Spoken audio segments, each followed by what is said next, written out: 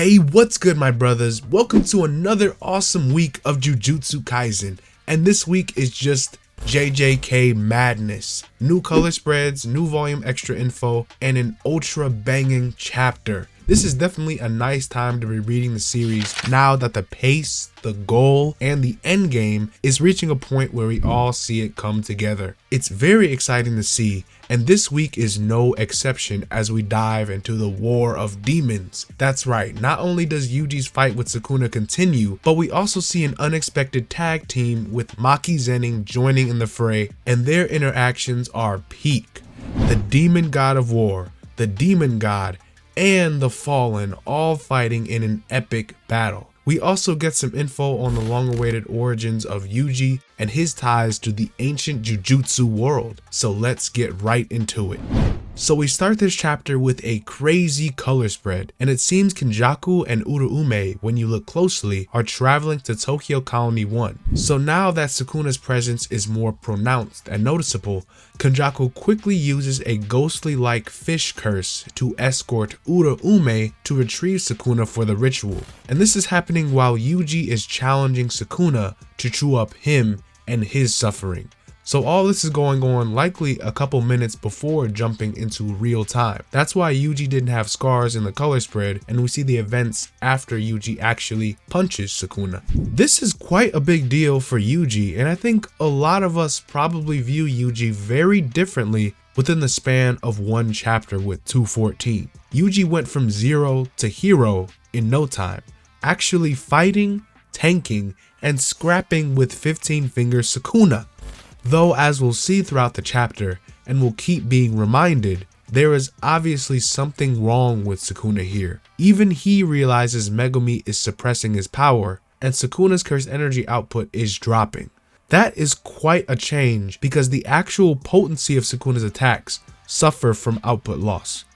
Imagine a sorcerer as a sort of conduit, and cursed energy as the power that flows through them. Even if a sorcerer has the cursed energy to dish out an attack, their own individual output will determine the destructive capability of said attack. Basically, how much cursed energy can be expended at once.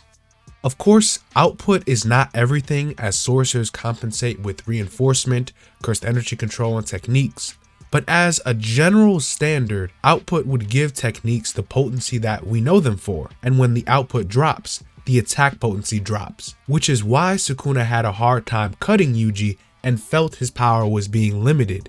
Today, Sukuna expressed his cursed energy output was so bad that he can only use 10% of his usual maximum. And that's how you know Sukuna is that guy. Even at his worst, he still wants all the smoke.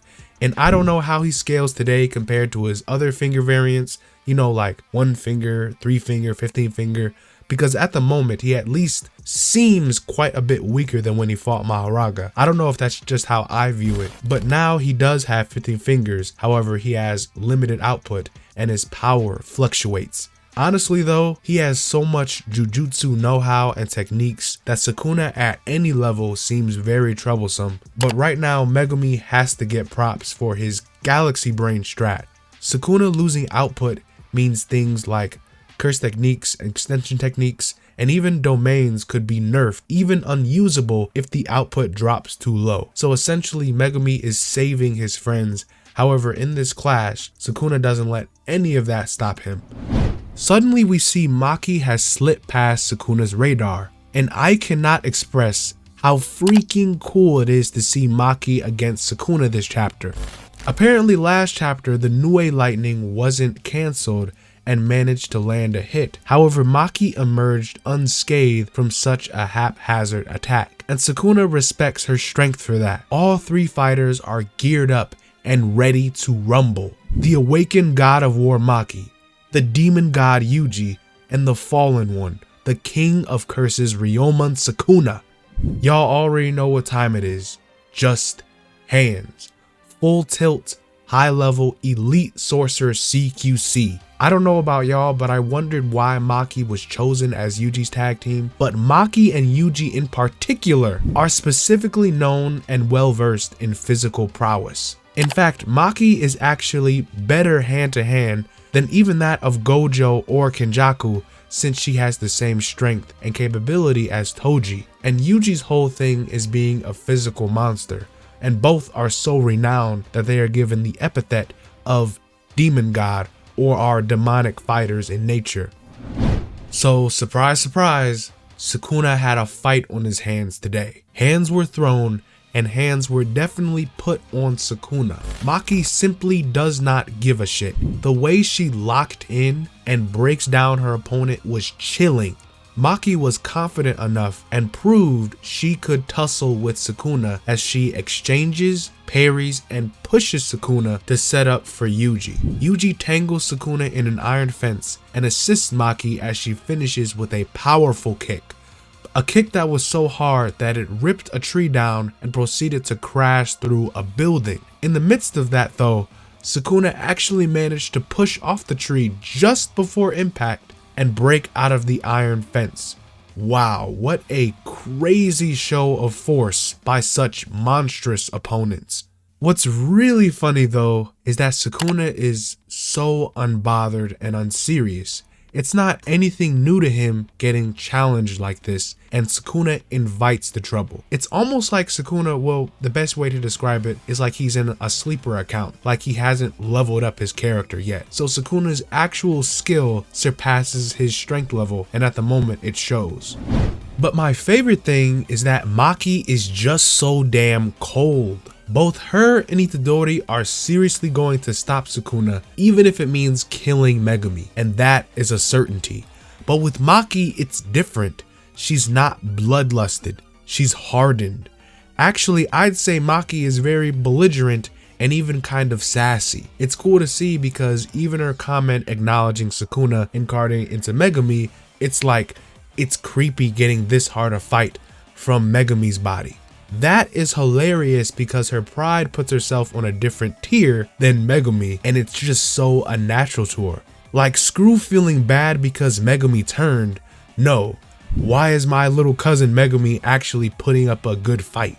You see what I mean? Maki is not here emotionally. She's here to get shit done. She even brings up a very solid point about the soul split katana, because it does harm the soul. If he's not gonna die, does that mean he can heal the wounds from the soul liberation blade with reverse curse technique?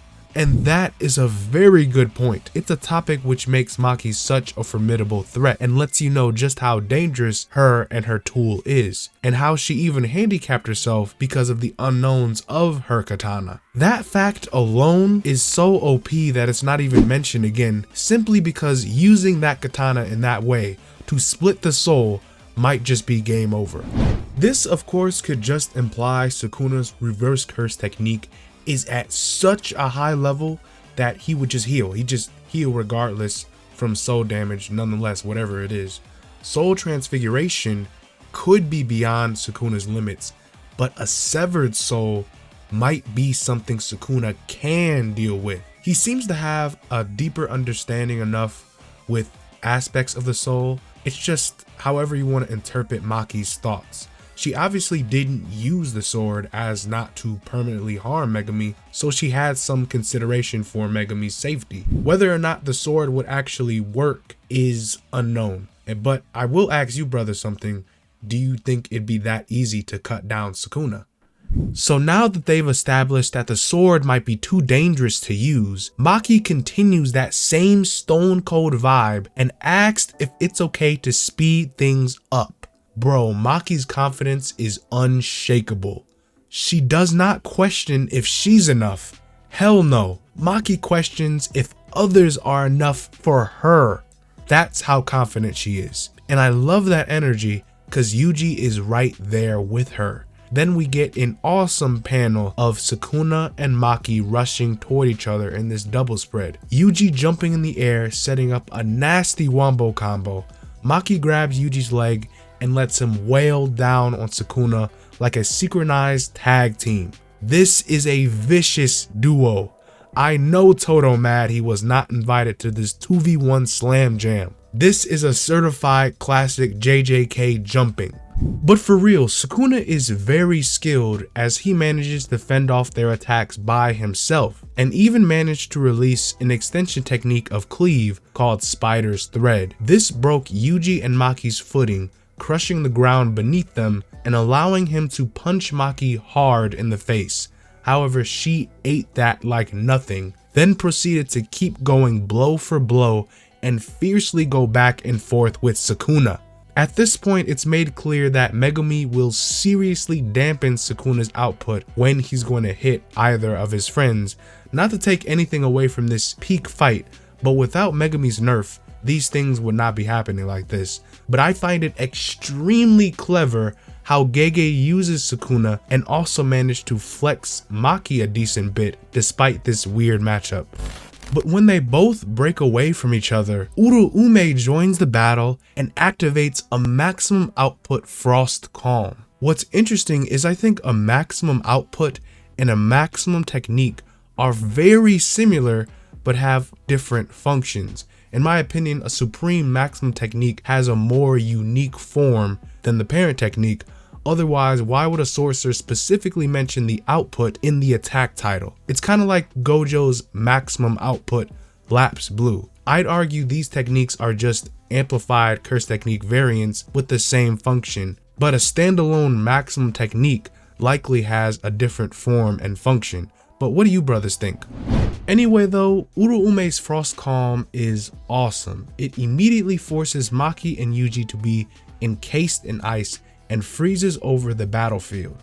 What I really love here is Uraume and Sukuna's weird relationship. You can tell these guys are tight. They have their friendly little quirks.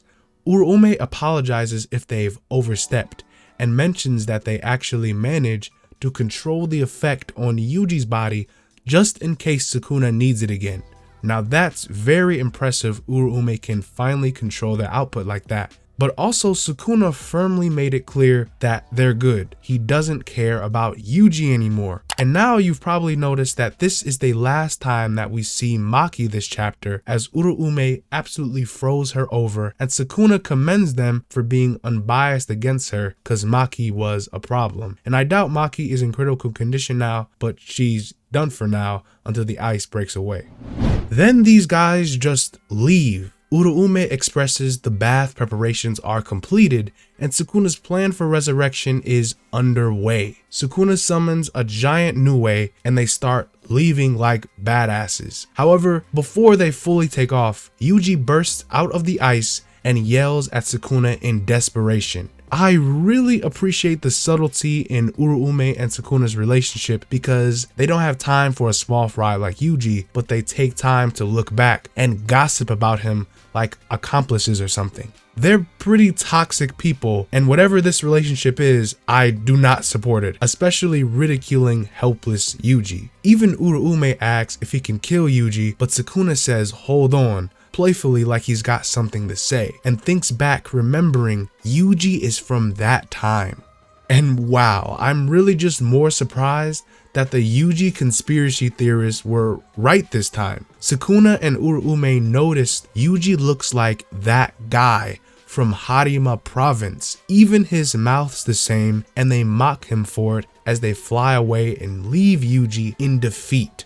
Oh my god, what? Yuji is related to an ancient sorcerer? Just to quickly research Harima province, this is an ancient province in 7th century Japan that is now modern day Hyogo and said to be the hometown of Onmyoji. I guess you can call these people shamans or exorcists in a general sense, but Onmyoji mostly are prominent sorcerers who are well talented in divination.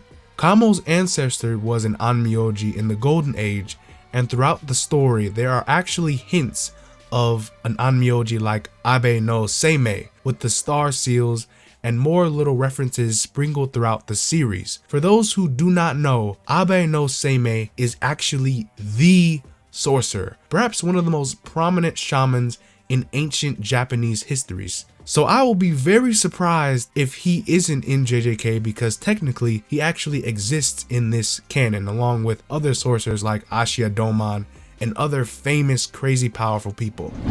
Now, I don't know who Sukuna is referring to when comparing Yuji to that guy from Harima province, but it has to be someone who is just like Yuji. Same face, same nature, maybe even the same will to exercise curses. I'd also say he's probably some big shot sorcerer because Sukuna himself actually remembers him. Kenjaku must have been on some real freaky stuff if he A, somehow found Yuji's heritage and made a child with Jin, or B, experimented to create the perfect vessel or clone that Yuji is today. Honestly, it's probably a mixture of both. If sorcerers inherit traits from their genetic family or history, then apparently Yuji's trait is that he's just too damn tough. This has some huge implications on Yuji's origins and why he's such a monster physically, but from here on out, we can go in any direction. We can continue with Yuji's never-ending suffering, we could find out what's going on with Angel, switch to someone like Yuta's POV or another strong sorcerer, but what I'm more a fan of is if we switch to Kenjaku or Sukuna's POV, then that way we can segue into a nice flashback arc and we can get answers on all the different plot points like Tengen, Sukuna, Angel, Yuji, and more. I feel there will definitely be some cooldown time now that Sukuna has left for the ablution ritual, so I really want to see the story touch on those things before Sukuna fully incarnates. But this week was awesome. Maki was insane, the 2v1 was glorious, and Sukuna showed even at 10%, he competed against two elite hand-to-hand fighters, and they were going to kill him if need be. This week was just amazing. I cannot wait to see how the story progresses, but that's about it for today's review. This week, be on the lookout for some awesome Jujutsu Kaisen videos involving Yuji's origins, or I'll discuss some volume 22 info about the Jujutsu Society and what the three great families are faced with in this new era of Jujutsu Kaisen. But this has been Enemy Stand User, and I'll see you amazing guys in the next one. Bye-bye.